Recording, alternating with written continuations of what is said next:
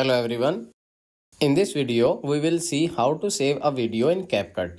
So let's get into it. First of all, let's navigate to the CapCut app on your phone and tap on the icon to open it.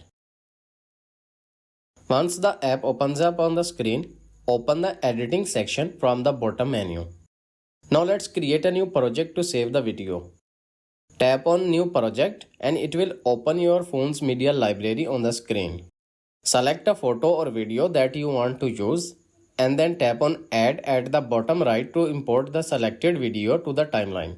Now you can edit the video according to your needs and desires. Once you are done with the editing, let's move on to the final step, which is to save the video.